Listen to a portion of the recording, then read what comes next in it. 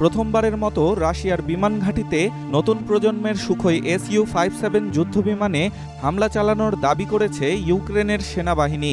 রোববার স্যাটেলাইটে তোলা হামলার ছবি প্রকাশ করে ইউক্রেনের GUR প্রতিরক্ষা গোয়েন্দা সংস্থা এক টেলিগ্রাম পোস্টে এ দাবি করে।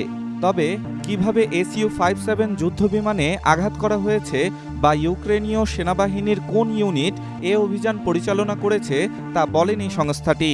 ইউক্রেনের প্রতিরক্ষা বিভাগীয় গোয়েন্দা সংস্থা GUR বলছে, এই প্রথমবার রাশিয়ার অভ্যন্তরে এক বিমান ঘাঁটিতে অত্যাধুনিক রুশ যুদ্ধবিমান সুখোই Su-57 এর উপর আঘাত করা হয়েছে। GUR রোববার উপগ্রহ চিত্র দেখিয়ে এই হামলার বিষয়কে নিশ্চিত করেছে। GUR বলেছে, ইউক্রেনের যুদ্ধক্ষেত্র থেকে 589 কিলোমিটার দূরে অবস্থিত আখতুবিস্ক বিমান ঘাঁটিতে এই যুদ্ধবিমানটি রাখা ছিল। GUR বার্তার সাথে একাধিক ছবি পোস্ট করে বলেছে, এই ছবিগুলো দেখিয়ে দিচ্ছে যে 7 জুন Su-57 অক্ষত অবস্থায় দাঁড়িয়েছিল এবং বিস্ফোরণের ফলে সেখানে গর্ত রয়েছে এবং এর আশেপাশে অগ্নিঘটিত ক্ষয়ক্ষতির ফলে পোড়ার দাগও দেখা যাচ্ছে। মস্কোর বিশাল অস্ত্রভাণ্ডারে অসংখ্য ক্ষেপণাস্ত্র রয়েছে, যা ইউক্রেনের নেই। রাশিয়ার আরও অভ্যন্তরে লক্ষ্যবস্তুকে হামলা চালাতে ইউক্রেন তাই দূরপাল্লার ড্রোন তৈরির দিকে মনোনিবেশ করেছে।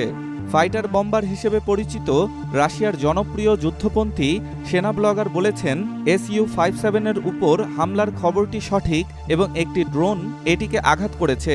রুশ ব্লগার ফাইটার বম্বার বলেছে, বিস্ফোরকের টুকরো যুদ্ধবিমানটিকে আঘাত করে এবং একে মেরামত করা যাবে কিনা তা খতিয়ে দেখতে ক্ষয়ক্ষতির পরিমাণ পরীক্ষা করা হচ্ছে।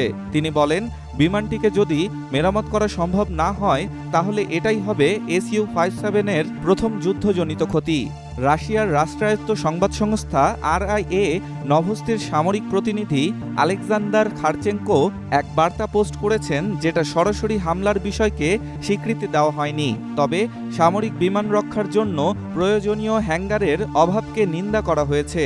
যুক্তরাষ্ট্রের সমগোত্রীয় অস্ত্রের পাল্টা জবাবে রাশিয়া পঞ্চম প্রজন্মের যুদ্ধবিমান Su-57 তৈরি করেছিল, তবে একে উন্নত ও আরও কার্যকরী করে তুলতে অনেকটা বিলম্ব হয় এবং 2019 সালে একটি বিধ্বস্ত হয়েছিল।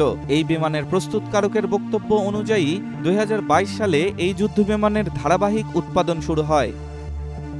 ডেস্ক রিপোর্ট, স্টার সংবাদ।